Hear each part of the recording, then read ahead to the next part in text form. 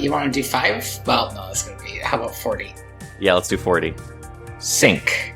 At least I immediately knew that we weren't going to hit that first mark I gave us.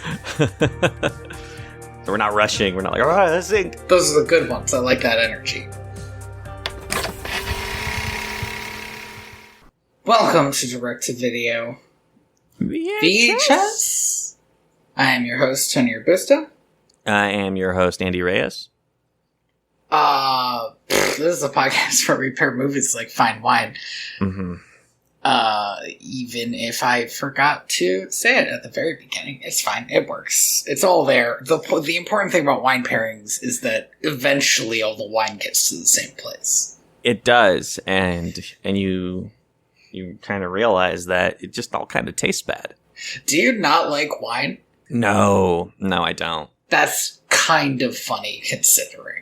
I don't want to make this like alcohol talk, but like I've always been like a hard whiskey guy, but I don't drink hard whiskey anymore because I had a little bit of an alcohol problem in college, and I just don't trust myself. Sure. I'll tell you what, I always associate wine with church. Oh, yeah. Did you go to a church where they gave you, like, real wine? I never thought of that as wine. During my brother's wedding, my sister got us a bottle of wine, and I had it, and I was like, this tastes exactly like whatever it is they gave us at church. It was very strange because, I usually don't have alcohol and then get nostalgia about it. from when you were 5. Nostalgia? Yeah. Well, I part of the problem is like I was really Catholic when I was a kid. Mm-hmm. So in my brain, I was like, well, this isn't alcohol. This is the blood of Christ. And then I never went to church again. And that's where they get shit. I think the funny thing is like I have gone to church a couple of times for like weddings and stuff, and I never go up for confirmation or for that. I don't know what that's called. Is that called that? I don't know. The Eucharist? That's it. I never go up the Eucharist. I had a moment where I was suddenly afraid that like, a nun was going to show up at my door and beat the crap out of me if I didn't remember it was the Eucharist. Anywho, this time we watched Buzz Lightyear. No, not that one. Buzz Lightyear of Star Command. We watched the show based on the toy that was based on the real person, Buzz Lightyear. I think, okay, to be fair, I think in the canon, the idea is that the Lightyear movie is the movie that eventually the toy would be based off of, and then that would have gotten so big that they made a goofy spin-off TV show a la the animated Star Trek TV show, Buzz Lightyear of Star Command, and that's what we watched. I both love and hate that was the like official stance of the Walt Disney Company, right? Oh, it's great. It's absurd. Because one, they knew that somebody was going to ask, where does this fit in the Toy Story canon? And the correct answer that they could have easily given was, who cares? And then, like, dunked them into, like, a toilet for being such a nerd. Who cares? It's a movie. It's a movie about Buzz Lightyear. It doesn't have to interact with Toy Story in any way. Except it does, because Toy Story is, like, the first Pixar movie. The first good one. Was Bug's Life before or after Toy Story? It was after. It was after. This was... Yeah, okay. But then, yeah, it was the first Pixar movie. Oh, wait. No, I think you might be right. I think Bug's Life was before. In that case, it was the first good Pixar movie, because I can't stand Bug's Life. How dare you? Okay, I want to be fair. I haven't seen it since I was a kid. It might be one of those movies that, like, as an adult, you go back to it and you're like, oh, this holds up because it's smarter than I remember. All right, Toy Story was the first one. I loved A Bug's Life as a kid, but we didn't own it, so I only ever watched it at, like, dentists' offices. The number one place to watch A Bug's Life. It's the hot place to watch Disney movies is at the dentist's. How many dentists do you think just put on Finding Nemo? Finding Nemo is pretty popular. It's gotta be, right? Part of the joke of Finding Nemo is that they have all of those fish in the dentist's office. I think it is pretty popular. I do think that the last time I went to a dentist office, which where they served children, like I was 18, but I was still going to the family dentist office. They were playing Frozen. That probably gets a lot of kids to shut up. Well, until they start singing. I was going to say you don't want them to start singing along, but burn that bridge when you get to it. I like the idea of a dentist's office cut of Frozen where they just don't have any of the music.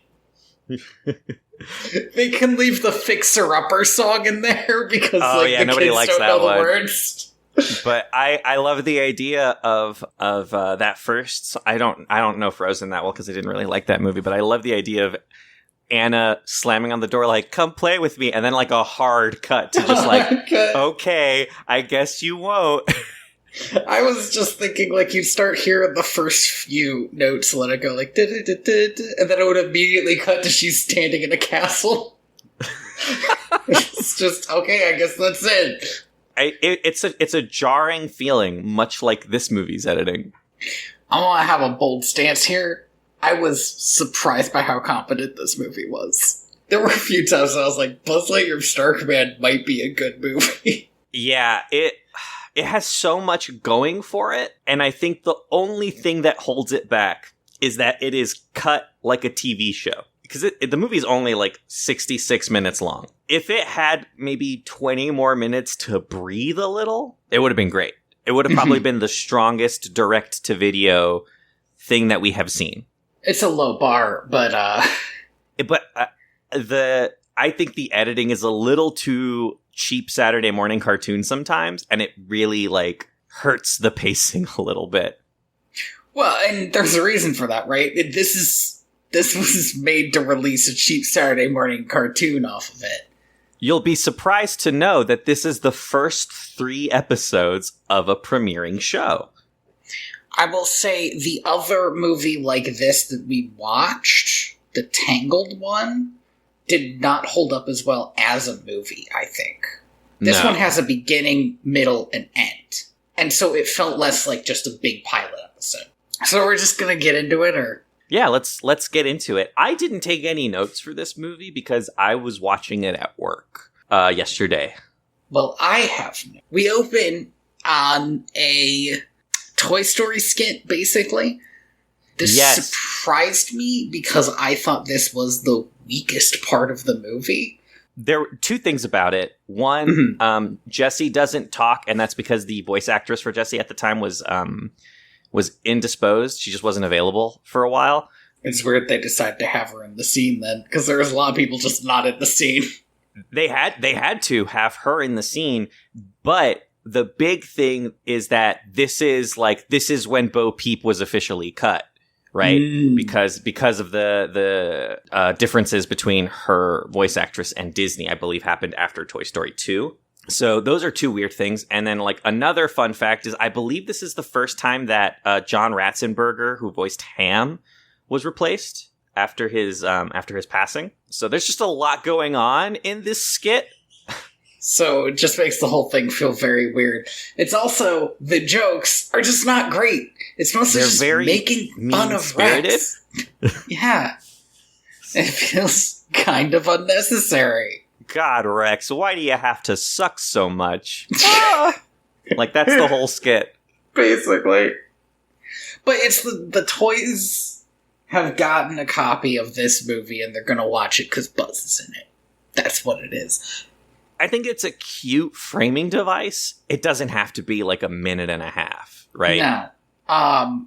Also, I just found it entertaining that it's a VHS. This is like, we're right on the precipice of never having VHSs anymore. This was 2004? But it's still what everybody had in their house. Like, everybody has a tape player. Oh. No, this is 2000. This is like the turn of the millennium. Oh, this is earlier than I thought. Yeah. Like, if you look up this movie on Amazon, you can find like $100 DVD of it. That's crazy. Speaking of which, this movie is not Disney Plus. Is it not? And I want to take a second to just talk to whoever's in charge of Disney Plus for a second. All right. Is the show not on Disney Plus either? No, it's not. I tried to look up this movie and the show didn't even come up. Wow. Can we fucking talk about, like, how at this moment, when you release a Buzz Lightyear movie, people want to watch, to give their kids something like that at home. You have a show. It's ready to go. It's right there. Just give it to them. It was very irritating to me because it's like, how was this decision made? How did this happen? The Buzz Lightyear movie just came out. It's the big thing Disney's doing this summer. So, like, why?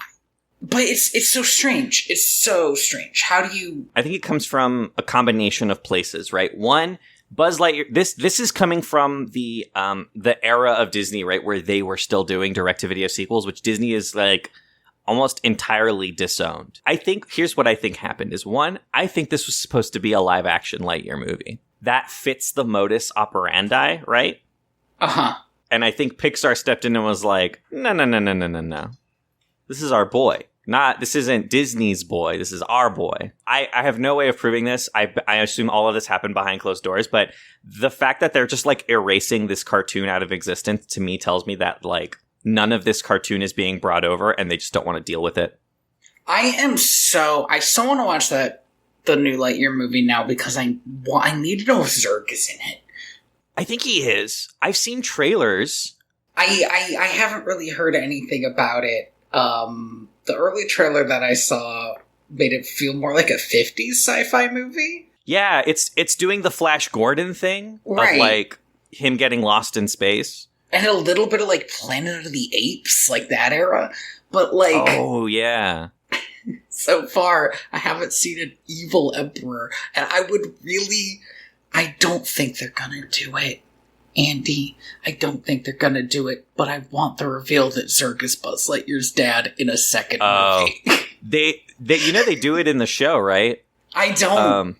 In the Buzz Lightyear of Star Command show, there is a moment where Buzz gets the drop on Zurg, and he's like, "I'm your father," and he's like, "What?" And then Zurg just like pushes him into a pit, and he's like, "Got him!" Oh. What an idiot. Good stuff. That was a really good Tim Allen impression that I just did. I'm really proud of that one. It was one word, but I think I nailed it. So speaking of Tim Allen, he's in this movie. He is in this movie. They got him. Which I guess isn't that weird, because he's like I feel like he's like a TV show actor first. Well, They didn't get him for the TV show. Did they not? Wow. No. Okay. They made this movie for the TV show, and they initially had Patrick Warburton doing the Buzz Lightyear voice. Okay, I don't hate that. We'll get there. And then when they decided that they were going to release it on VHS, they were like, all right, well, let's do this like promo thing at the beginning, and let's get Tim Allen in to do the voice. So they overdubbed it with Tim Allen? Yes, and or they did it the other way. I couldn't verify. It goes back and forth. Nobody really knows which one happens first. I wonder if they overdubbed it because Jamie was saying that Tim Allen sounded weird in this movie. And if he was trying to hit like already drawn on screen emotions and already like spoken words, if he was trying to do it exactly like somebody else did, it would kind of explain why Buzz sounds a little weird. He does sound a little stilted for this one. I do think that this is just I think this is mostly just like a favor, right? Like, sure. Like, those movies made Tim Allen a lot of money. They still make him a lot of money, I bet. So that, I don't know, he can send a satellite up into the sky to see if the Earth is flat. Whatever he's doing nowadays. Whatever he's doing these days. He's just asking questions.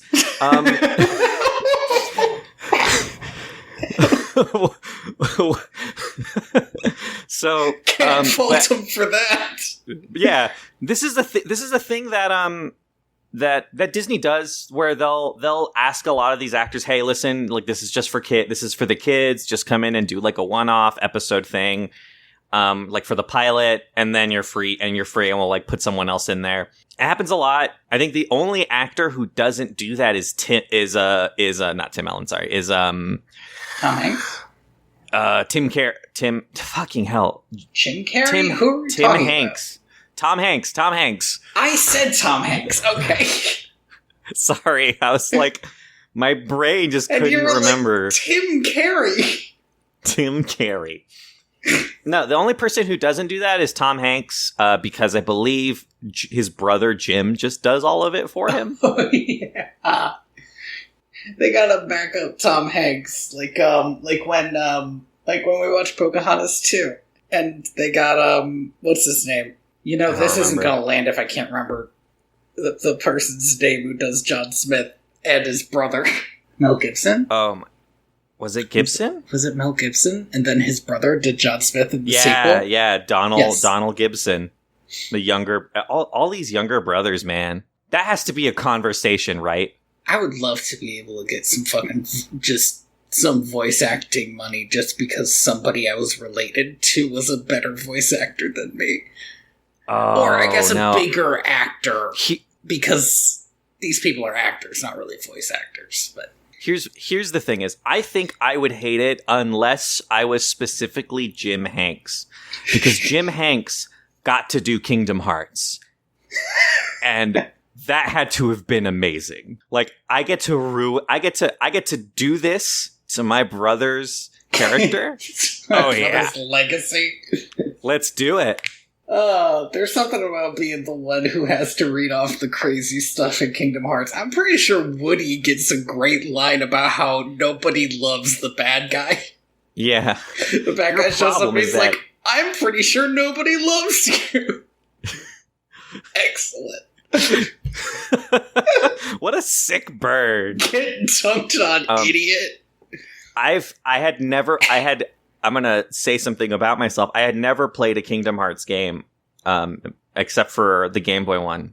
Okay. When I saw the trailers for the Toy Story Land, I was like, I might buy this game because this looks really good. And just running around in like Toy Story with, and also the toy versions of all the characters look really good. I was just like, I might buy this game. And then I didn't, and that's a good thing, but I was really close. No, it's an incredibly stupid game that makes zero sense. But it is fun running around a toy store with Woody and Buzz. Just saying stuff. Just saying stuff. So we are introduced to Buzz Lightyear and yes, Buzz Lightyear mission log. Warp Dark Matter. It's my favorite name because if you are half asleep and barely paying attention, then you immediately know that Warp Dark Matter's the bad guy. If you hear the name Warp Dark Matter and you're like, well... They even lampshaded a little. In the fucking third act, when it's revealed that Warp Dark Matter was the secret bad guy all along, he's like, my name's Warp Dark Matter, Buzz. Who's surprised here? He's voiced by Diedrich Bader, who I love anytime he's in anything. Oh, he's great. He has like the ultimate bro voice, and he doesn't change it for anything. And the wild thing is that it works. Every time he's in like an animated series, anything. It works. Did you ever see the one where he played Booster Gold? That's exceptional. Oh, yes. Was that Batman Brave and the Bold? Ooh, maybe he did it in Brave and the Bold. I was thinking of Justice League Action. Maybe he did it in both, actually. I'm trying to find out now. Oh my god, he voiced Lex Luthor in Superman Red Sun like 2 years ago. What?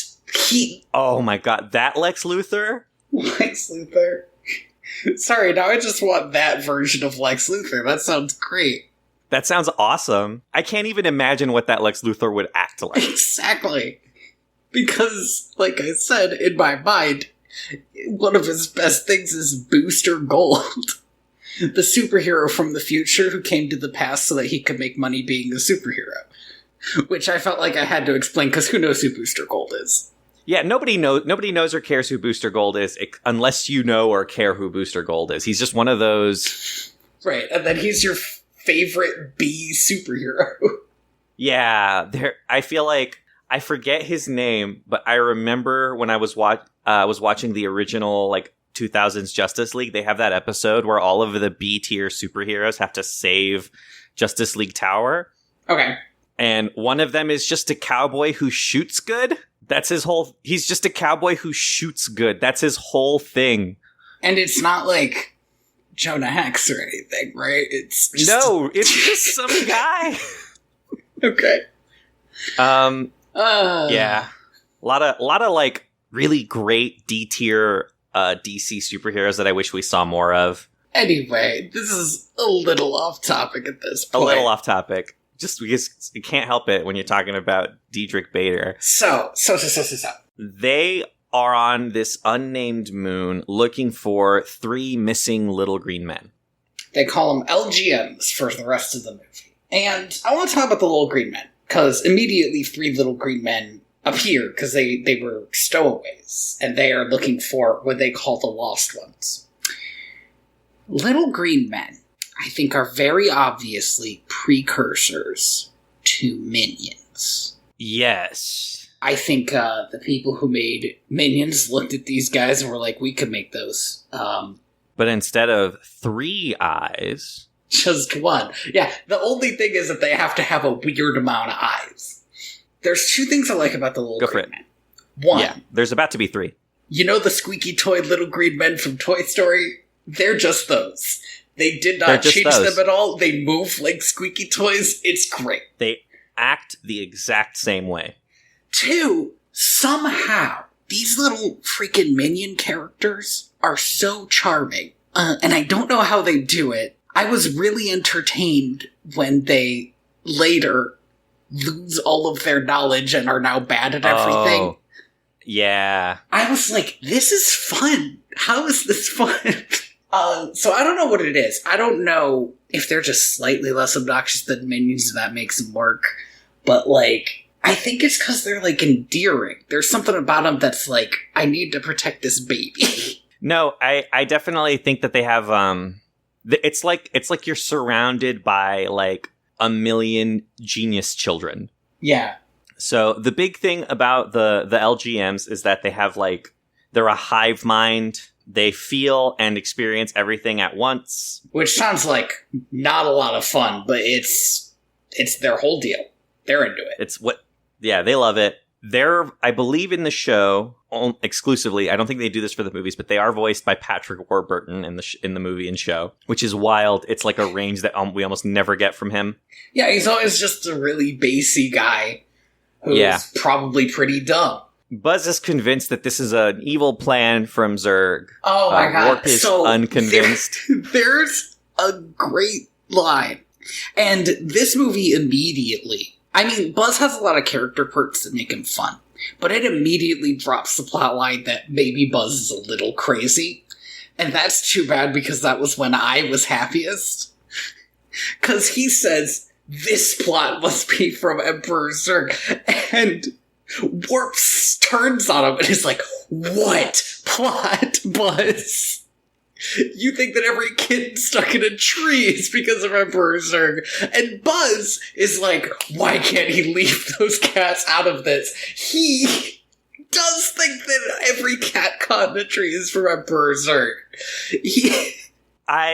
On the one hand, I'd like the idea of I am internally convinced that every evil thing that happens is because of one person. On the other hand, it is true.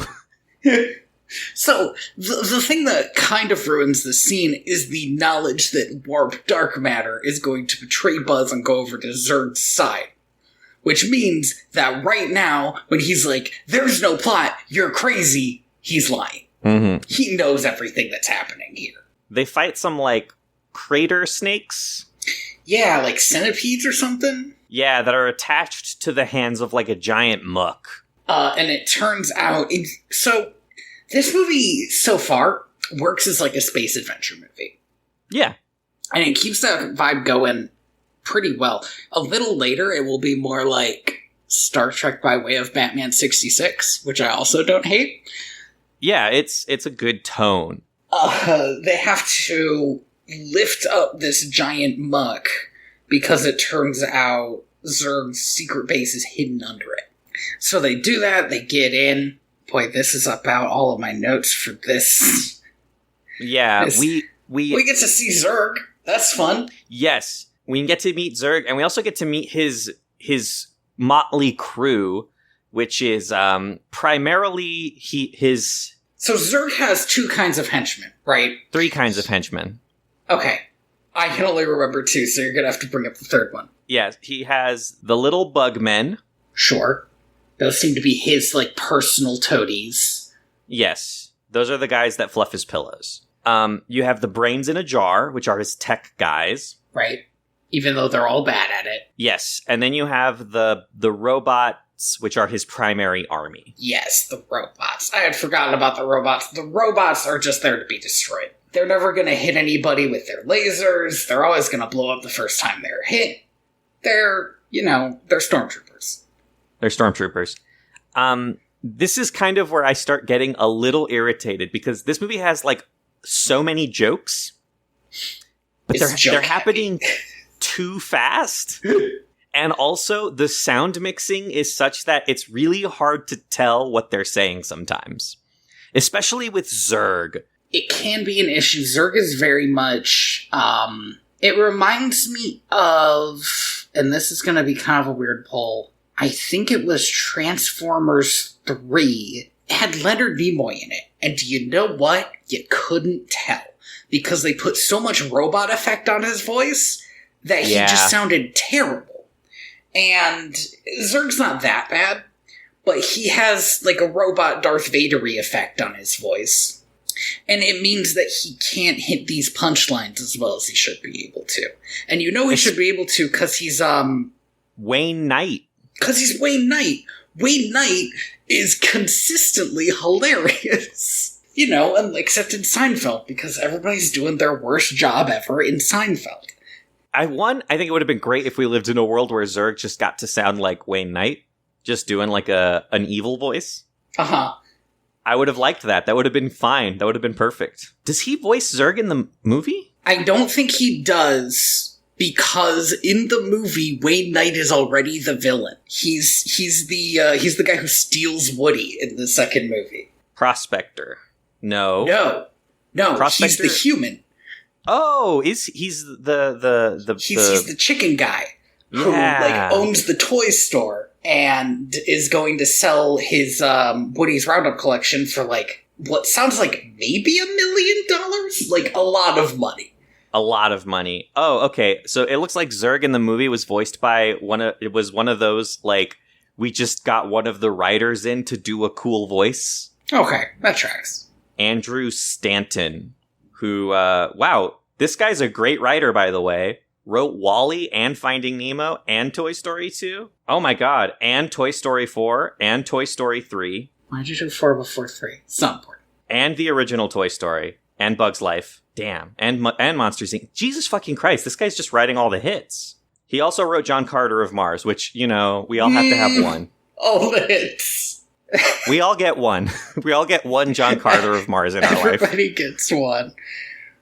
So yeah, Zurg is fun, but you're right.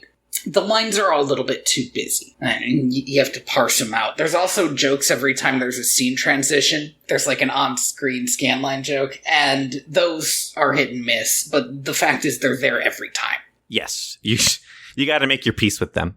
I think there's one that's really good, but it is weighed down by the fact that every single one before and after that is just not as good, which is Note. Big giant gun on top. Yes. Yeah. No, giant gun.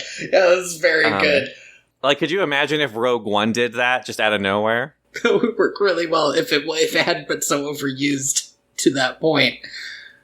It really felt like the guy who was in charge of scene transitions was like, all this transitioning is getting a little bit boring. I gotta spice it up a bit. Zurg is experimenting on these little green men because he wants to know how they have a hive mind. Buzz breaks in and saves the little green men. There's a big fight. Oh no. And then Warp Dark Matter sacrifices himself to save Buzz. And the whole base explodes. I do quite there's some good, quippy lines in this. I do quite like how Zurg sets a 60-second timer for self-destruct, and both Buzz and Warp are like, psh, being hired 60 seconds. Easy, baby shit. Yeah, they're like all the time in the world, and Zurg's entire plan, which isn't like a bad plan, but this is what made it feel like Batman 66 to me, is he's gonna leave, the base is gonna explode, but to keep Buzz Lightyear busy, he's gonna keep sending in so many robots. Yeah. And then it blows up and Warp dies. Hard finger quotes on dies. This is pretty good. If his name wasn't Warp Dark Matter, I think this would have definitely, like, this is a thing that will only work on children who aren't particularly paying attention. But it will probably work on children because the scene itself works. If you take it on its own, without, actual knowledge of how movies work, then, like, the fact that Buzz spends most of the rest of this movie grieving Warp and what his death represents, that works. Yeah, he promises to himself after this, during Warp's eulogy, sort of, that from now on, he works alone. Yeah, because he knows Zurg is specifically out to get him, Buzz Lightyear. And it's not really clear why, except that Buzz Lightyear is just really good at this. Because Star Command is like a peacekeeping force of some sort. Like a police force, I guess? They're space rangers. Except what they police is basically Zurg. He's the one thing. So Buzz knows that Zurg is going to keep going after him specifically, and he doesn't want to put anybody else in danger. His boss is like, "You're an idiot, take a new partner." Which I appreciate. There's very real stakes for all the characters here. I don't think that anybody is acting irrationally when they state what they want. No, and they're also stating what they want in pretty clear terms, which is nice. Buzz wants to work alone. That's easy. We have Princess Miranova. Whoa. You can't just say it. Everybody get ready. Sit back. Really relax yourself. Because we are about to meet the most 90s character in this movie. Girl who's good at thing. She is. Oh, can you believe it? She's a girl and she's good at things. It's just what she is, and they hammer it home like 4 other times, is female Buzz Lightyear. And she has a little more going on because since this is a space movie, she gets to have basically X-Men powers, which makes her a little bit different. And I feel like the voice actress, or I guess you say voice actor, right? But the voice actor they have for her is Nicole Sullivan. Yes, she's an established voice actor who's good at, like, giving the character a little bit of something. But the character as written is the most mundane character you can imagine. It's one of those things where in the early 2000s, which again, like, this show is cut and animated like a Saturday morning cartoon in the most way. This would have been a big deal, but like looking back, it is very much like here are some crumbs. But Nicole Sullivan is really giving it her all in this character. It's kind of awesome. Yeah, it's just funny because I looked her up because I recognized her voice, and I realized that she does Supergirl on the DC Superhero Girls show. And I was like, Oh, so there's her in this where she is the one female character maybe in the movie. And then, like, about 20 years later, there's her in that where everybody's a female character. And it's kind of funny to see where we've gone.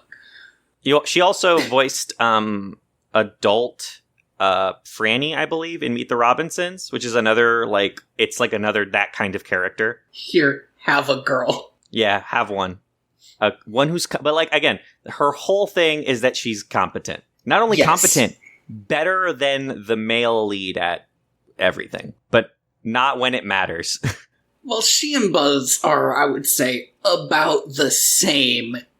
Too much of the same person to be really fun, actually, because that's what most of their interaction come off as, like, oh, we're both too stubborn to give ground. But then, she does get cool space powers. Yes, she gets cool space powers, but also, I think, like, if you like competency is not a character trait, it's just how characters like mode of interaction.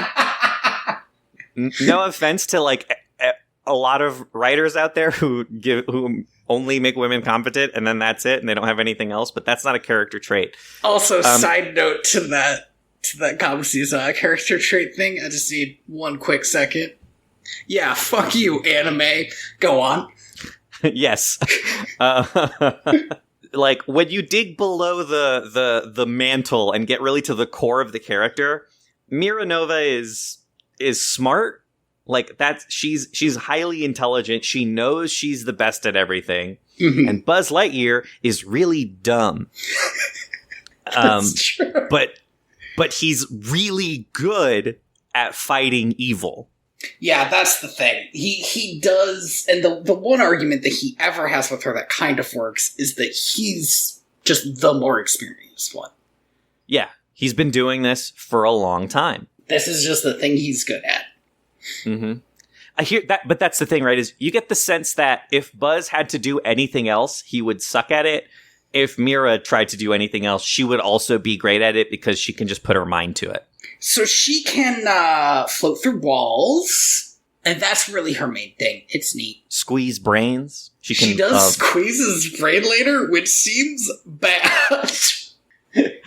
I'm not a doctor. Doesn't seem like a great time. But that was more where I was like, oh, she's Spock. Okay. Yes. We also meet Booster, who is a janitor. Mm-hmm. Who... Not Booster Gold, who we already talked about. Yeah, no. Who wants to be a space ranger. Booster, and I feel like he's kind of a 90s character in that in the 90s there was always like a big, goofy, fun, fat guy. Booster, even though he's kind of drawn like that, I don't even know if he is fat because he's an alien and he's like 7 feet tall. They could, I haven't seen that much of the show. Everyone on his planet could just be that big or bigger. Maybe he's a small guy. You know what? If I were writing the show, I would actually make him a small guy and they have to visit that planet and everybody's huge. And everybody's like, oh, look who's back. It's the little baby. Yeah, absolutely. That's how you do it. That's just good writing. So, and then there's XR. Who goes through the most character change, I think. Yes. Although, I'll be honest, I kind of liked... I'm sure as a kid I liked fun XR. As an adult, I liked competent XR. And then when he turned into fun, lazy XR, I was like, I don't care. I don't care about... Yeah, I was the exact same way. I was like, oh man, I like XR. I don't remember liking XR. And then the thing happens and I was like, oh... I like the plot contrivance that makes us XR bad at stuff. Absolutely. But I liked original XR better. XR is short for experimental robot. So, Booster is not really... He's not actually on the list for Buzz's partner. But if you're watching the show with a critical eye, you're like, okay, this one. Okay, this is another option. XR is the third option. Right. The captain wants Vera to be Buzz's partner, but the LGMs convince Buzz to take XR because he's not going to feel sad if XR explodes because he's a robot and they can just put him back together. It's true. Which actually is a pretty decent argument. Everybody should have a robot sidekick so that they don't feel sad when he explodes and they can just put it back together. As long as the robot's not sentient. Well. As long as we haven't programmed the robot to feel pain. Or fear. I think we're good. I mean, look, C-3PO got torn apart and he just gets put back together. He was fine. Yeah, but you get the sense that it doesn't really hurt him in any way. He's just like, oh dear, this is terrible. But, he's not like in the moment. Although maybe that's just a coping mechanism. Maybe it is. Maybe he's just trying to translate everything he hears to 6 billion languages so he doesn't have to think about what's happening. So, meanwhile, we get to see the Little Green Men's homeworld being invaded by Zurg's evil forces. I want to go before the invasion because he sends a spy drone, and I want to talk about this spy drone because I love it. This spy drone is the best thing. It's just a floating little guy. It's just a floating little guy, and then to spy on the Little Green Men, it inflates a little green man, like, balloon around it and just, like, bobs behind them. These guys mind meld, and they did not see that this was different. My favorite thing about this is that they didn't even paint the back. The back of the balloon is just flat black.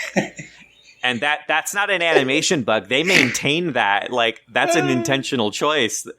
Like, Zurg knows. These guys are fucking idiots. They're not going to notice. So this is how Zurg finds out about the Unimind. The Unimind. Which, I mean, the Unimind is fine. But the fun bit is when the claw comes down to pick up the Unimind. Yeah. So a claw comes down, picks up the Unimind, and all the little green men on the little green man homeworld, like, buzz together, and now they're all, like, connected. They say that they are of one mind, but it seems like something they maybe have to refresh. Yeah, I think the way that it works is that they have to, like they have to resync. Resync. Yeah. I like this. This is, like, really cool world building that they're doing. Oh, it's pretty good. One, it means that you can later have a little green man who hasn't synced up, right? Who's, like, kind of just a weird dude. I was also thinking about how all the Space Rangers treat the little green men as, frankly, they treat them as alien. They're like, I don't know much about these guys. They're weird, but we rely on them. But frankly, these guys should be spread on every planet just for communication reasons. Oh, yeah. That seems so much easier. Instantaneous, faster than light communication. Seems pretty solid to me. That's how you would do it in, like, a John Scalzi novel or something. Yeah, although the idea of having, like, a living cell phone is very Ender's Game for some reason. Just imagine them as, like, what they are is they're like the post office worker, right? Oh, interesting. You take fair. your messages to them, and they're like, oh, sure, I could get this to that planet. Let me just read it. All right, they've got it. Sounds pretty good. So yeah, that's the spy drone. I love the spy drone. The evil forces of Zurg, led by his new lackey, Agent Z. Agent Z, who they go to the trouble of making sure isn't a robot, even though he's in a full robot suit. He is a beautiful blend of man and machine. This guy, probably not important. I wouldn't even stress about who might be behind the mask. They're probably nobody. Probably nobody. Probably just some guy, right? Just some guy, I bet. That's how. Yeah, he's just like a Boba Fett. Just like a dude. He's just some guy. He doesn't believe in premarital sex. Just like Boba Fett. Just like Boba Fett. Sorry, is that a thing about Boba Fett? I should send you that. I saw that on Twitter. I don't know if I retweeted it or not, but yeah. Apparently in the is it from the Legends old books? Yeah, in like one of the 90s books. About that. Oh no. Yeah. Yeah, in the 90s books. He's just like, he's also anti-drug, which is still true. Weird. I know, Considering right? he worked for a mobster. I can understand him not believing in premarital sex. He was born asexually. Yeah, but him being anti-drug is a little odd, for sure. Are you telling me he fucking ended up in the Sarlacc pit, climbed out, and at no point was like, I need a downer? No. He doesn't believe in drugs. He's at that all. straight edge, that's too straight edge. I don't know if you know the plot. We've gone so far off topic. It's hard not to talk about Star Wars when you're talking about anything sci-fi, but absolutely the plot true. of the show is that he's dismantling, what's that fucking big slug's fucking name? Jabba the Hutt's drug empire. Okay. Now I say that that's the plot of the show. I haven't seen it. That's just what I've heard, but that's insane if it's true. Maybe that's why people aren't talking about that show that much. Okay. Agent Z's Just attack. some guy. Just some guy. He knows every single one of Buzz's tricks. I don't know how he would know any of those.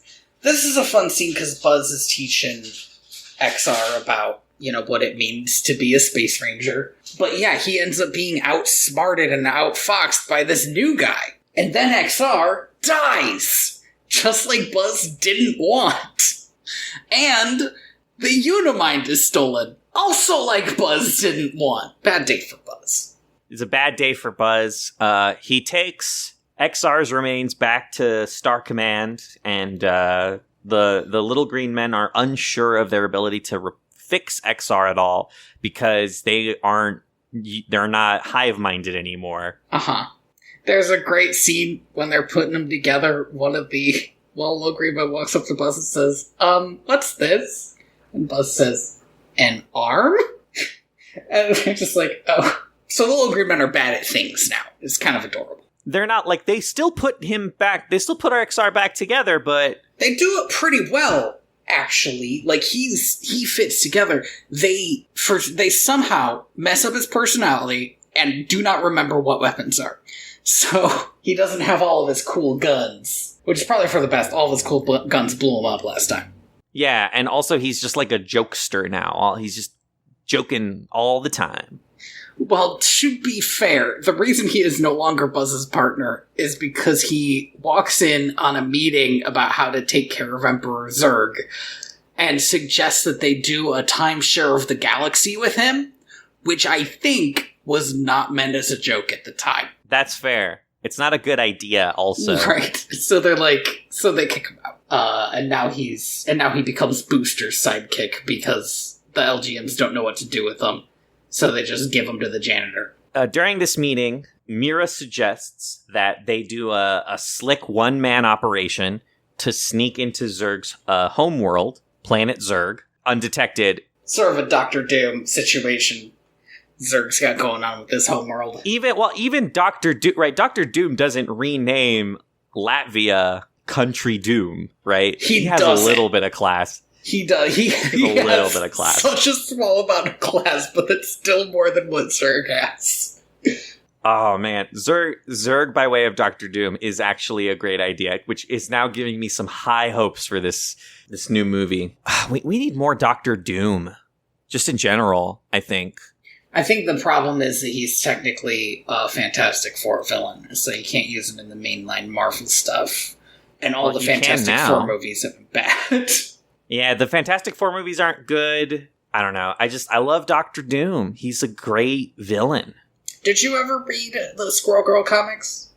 I read a good handful of them, but I could never get my hands on all of them, which is why I'm excited about this omnibus that's coming out. In the Squirrel Girl comics, it is revealed at one point that Doom bots are created with a special version of binary that Doom made up, where instead of binary, it's Doom spelled different ways. Oh my god. Yeah. That's such a waste of space.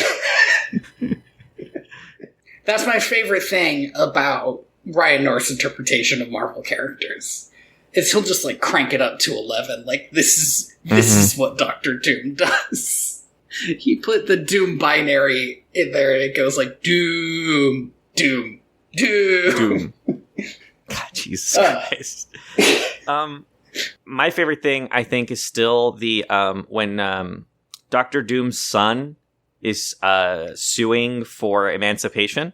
Mm-hmm. And I forget who hit. I think his legal team involves She-Hulk in some way. I think it's going to be a She-Hulk one. If you have a legal team, it's going to have She-Hulk on it, unless you're an idiot and got Daredevil. Yeah, I know, right? So what, you want your lawyer to cry? Like, come on.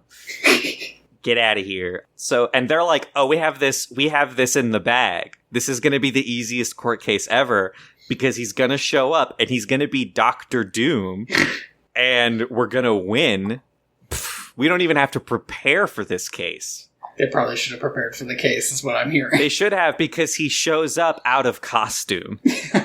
Right? And you remember that he is just like a handsome, suave, charismatic guy, but with like a tiny little scar on his cheek. You fools. You fools. And also, it lets you know how seriously he's taking this.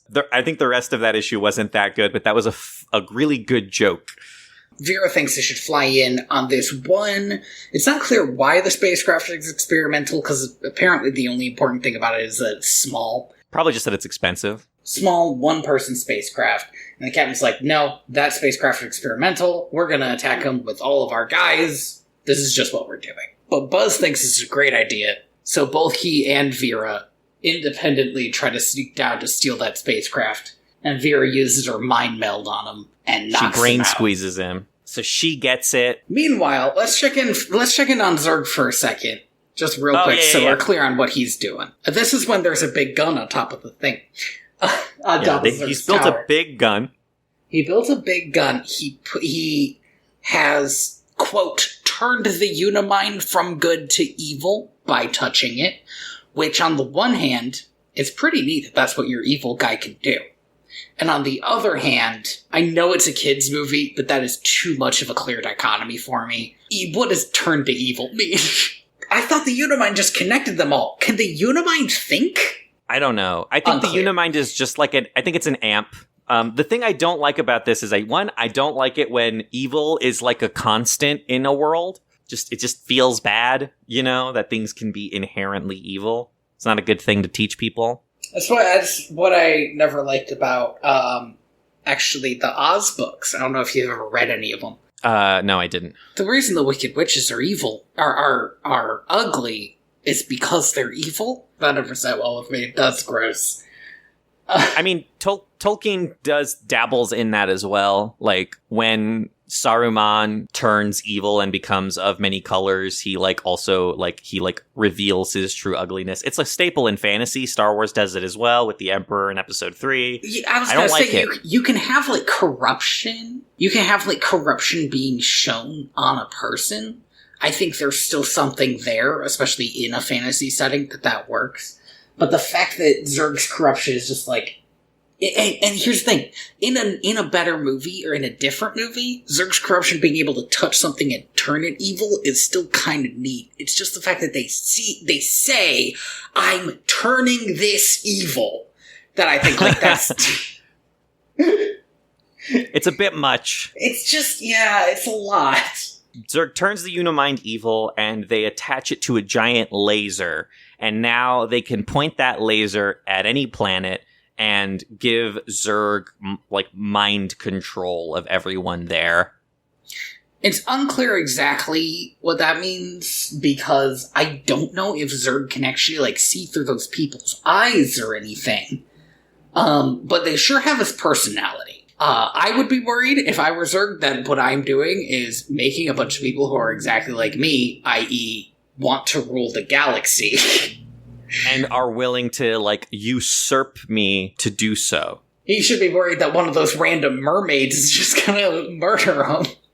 And be like, I'm somebody Zurg from now. the vegetarian planet. Right. Where they meditate on galactic peace.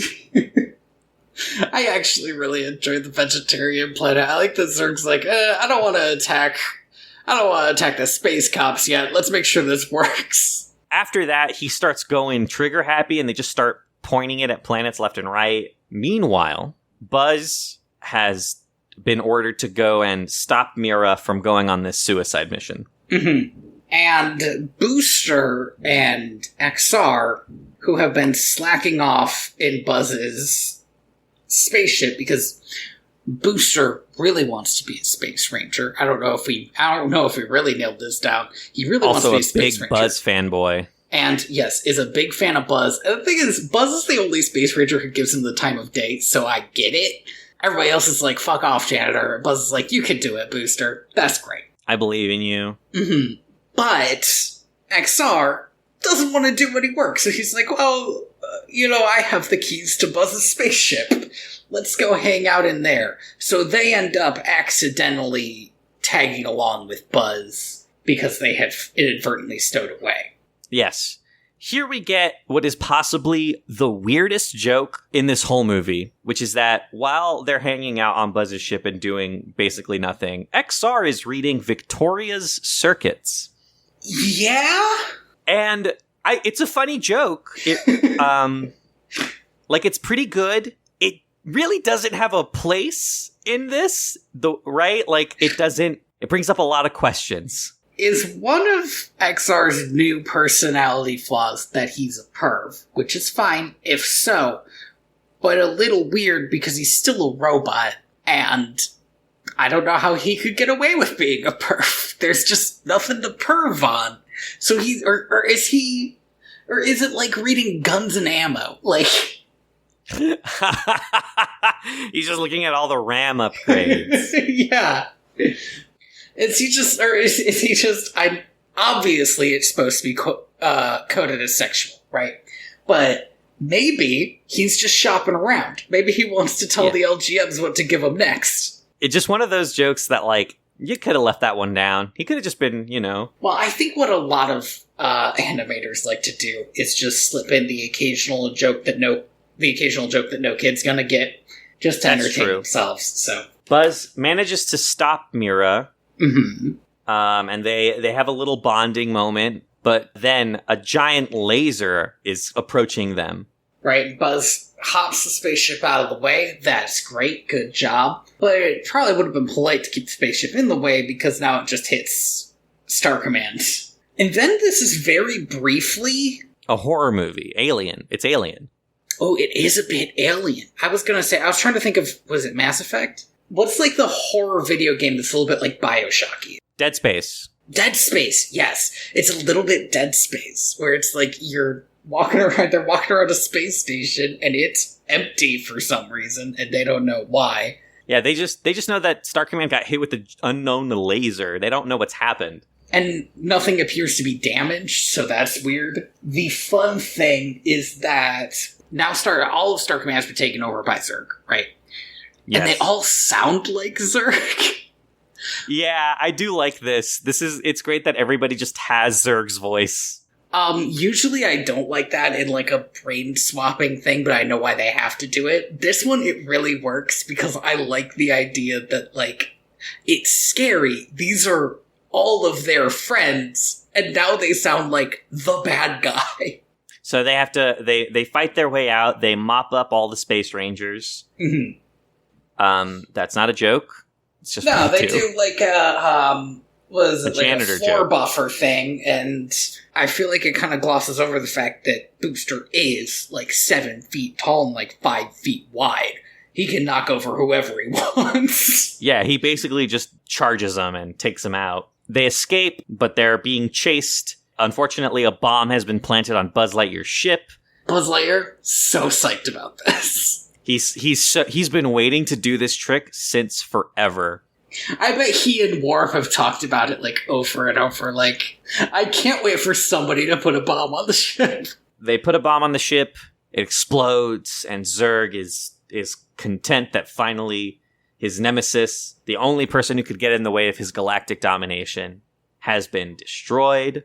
He even says that evil will be a little less fun without Buzz Lightyear to kick around, which I found pretty entertaining. It almost felt like something you might hear the Joker say. Oh, yeah. If somebody came up to me... Here's I think, kind of the genius thing about Zurg's characterization in this movie, which is he is Dr. Doom by way of the Joker, which sounds terrible. It sounds like such a bad idea. But it works. But it for works. The kind of dumb, campy thing that this movie is. It works. I like that they casually tell you that the brains in jars that in jars and robot bodies that he has working as a scientist, those used to be people.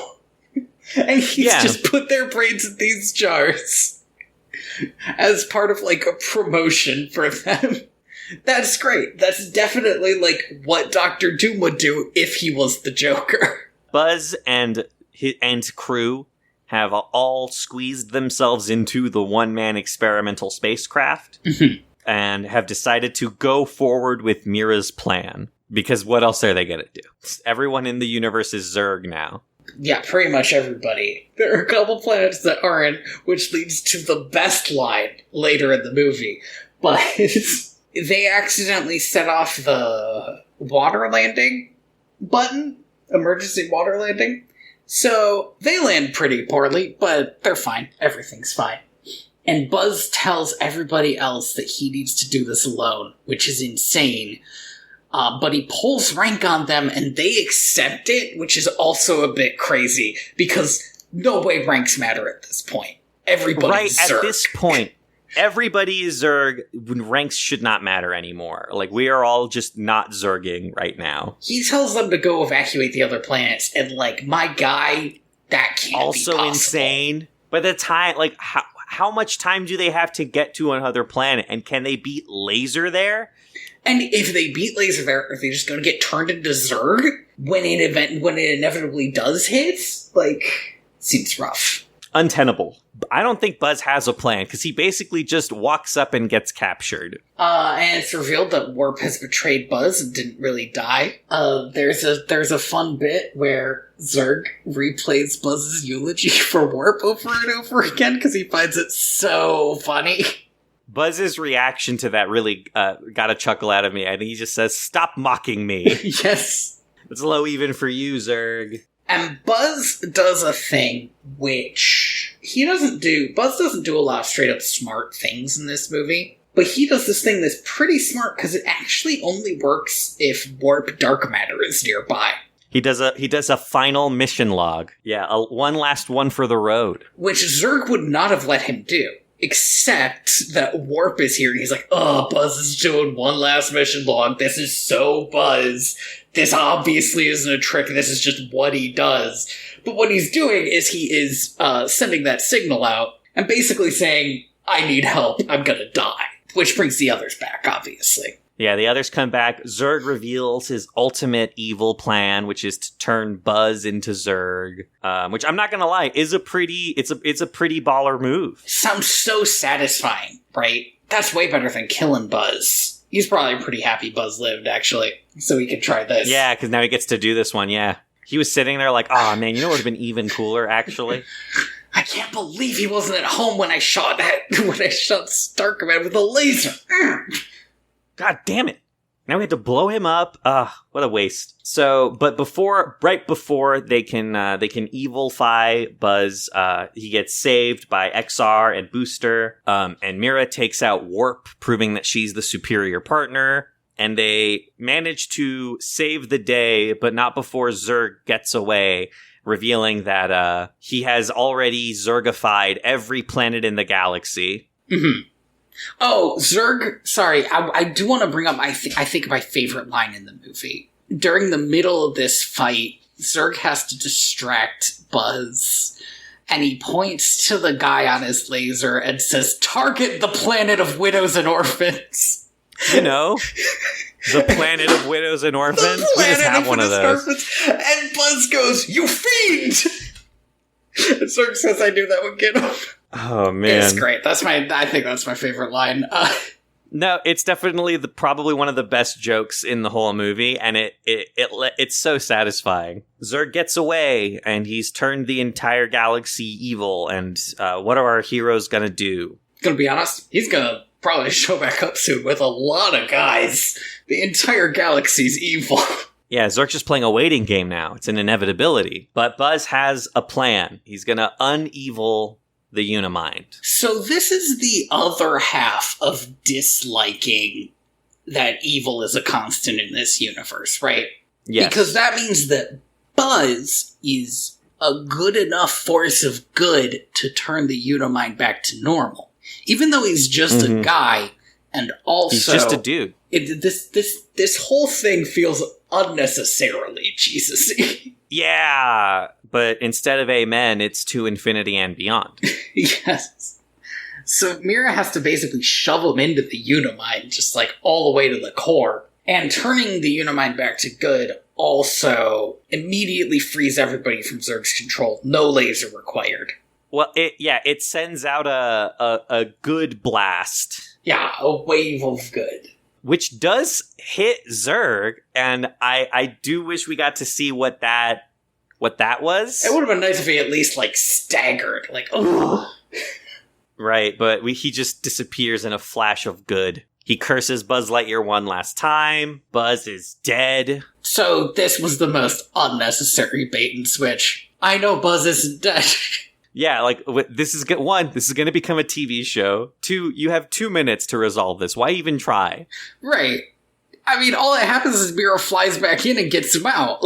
Yeah, obviously. That was the plan the whole time. They all get medals. Booster gets to become a space ranger, and Buzz announces to the world that he doesn't have to settle for one partner. He can have a team. One thing I like is when the little green man says, to infinity and beyond, because it seems like the Unimind is a little bit infected with Buzz Lightyear. Maybe that'll go away with time. I kind of wish that instead of a medal ceremony, this was Booster's graduation. right? It was a little too Star Wars. It's a little too Star Wars. It would have had a good reason for Buzz to be like, for Buzz to still be like the whole team thing. It would have been like, now that Booster's a full Ranger, we're going to form a team or something, you know? Yeah. But I probably asking too much. It's a kid's show for kids. Yeah, meant to sell Buzz Lightyear toys. Like, right. But all in all, this movie was pretty decent. It was fine. It was short, 66 minutes. Mm-hmm. Which does mean we've been talking for longer than that movie went on. Look, I'll cut it down. No, we spent a lot of that time talking about Diedrich Bader, so I'm not holding my breath on like this is probably, hopefully this is not that long of an episode, but it's fine. It's a little too like 90s Saturday morning cartoon for me to appreciate as much as I probably did when I was a kid. I mean, that's the rough bit, right? When we were kids, we were very much used to, for instance, there being one female character in a TV show. In the universe. In the universe, basically. Only one who gets to speak, at least. Or, like, just a straight-up space monster of the week dynamic. And I don't hate that bit. It's just, like, the whole thing could be just slightly better the whole time. It's competent. The animation is fine, but, like, I don't know. I expect so much more from my kids' cartoons these days. Then I expect more than competence. I want it to be good. They have to be, like, exceptional now. If it doesn't have a season finale that makes you cry, what are you doing? What are you doing? What's going on? Yeah, and honestly, the biggest thing is that intro skit really did make me like, oh man, I should go back and watch, like, the Toy Story movies, because I haven't seen them in a hot minute. The one thing that I think the intro skit was good for was Woody says to Buzz, oh, you don't look so fat when they draw you this way. And the only reason I like that line is because that just lampshades. This isn't gonna look exactly like Buzz Lightyear, and that's fine. And that's fine. It's fine. And that's fine. It's something that I have a bigger problem with in, like, there have been, like, 2, I think, Lion King cartoons. And it feels much weirder when those are off model. And part of that is because it's 2D animation, right? Right. It's not like a necessity of changing mediums so much as it's a necessity of having less money and time and talent. Not to say.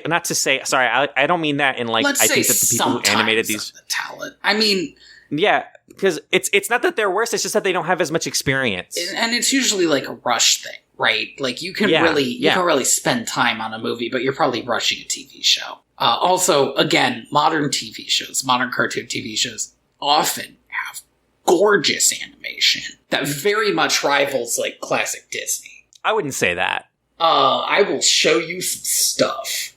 When they get somebody like, James Baxter to do something, boy howdy. Modern animation, I think, in the US has learned to work within its limitations to the fullest extent. A thing that, like, anime has been doing since the 80s. Which isn't to say that there isn't some really poorly made anime. It feels like the scaffolding is there now. To put different stuff up. I think at the end of the day, like, a lot of the things that make those, like, early Disney movies work is that they just have so much money and time put into them. Mm-hmm. And what a lot of these, I think, like, cartoons that are coming out these days have, like, hit the limit on money and time and what they can do within that. And so they've just, like, they're like, well, all right, let's get that writing as high as we can get it. And that's the thing. That's the thing that matters at the end of the day is the writing. All the gorgeous animation in the world doesn't make Bambi a good movie. God damn that movie. So pretty. Yeah, nothing else. Pretty. All the gorgeous animation in the world doesn't make Bambi a good movie is a weird take for a review of Buzz Lightyear Star Command. But here we are. Thank you for listening to Direct-to-Video VHS. VHS? Tune in next week for us watching the newest Pixar film, Lightyear, starring Chris Evans. There is no earthly way we will be releasing an episode next week. Oh. I guess not. I know that's just something to say. Next time. I meant next time. Yeah, next time is what I meant. All I know about the Buzz Lightyear movie is there's like a single queer moment that somebody was mad about on the internet. All I know about it is that it's not about the toy, it's about the man that the toy was based on. I really don't think that. Love it. I love it. I have been your host, Tony Robusto. Did I say that? I think I interrupted you. I apologize. I have been your host, Andy Reyes. You can find me on Twitter at TheaterBest and inspiredbytrueevents.org. You can find me on Twitter at royalty_valens. You can also find my other podcast at timehonoredpictures.com, where we just watched Rebecca. A big, huge thank you to Lee Rosevere for the song Planet E off the album Trappist 1. Yeah, and if you want to support the show, you can leave a review on iTunes. 5 stars. We really appreciate it.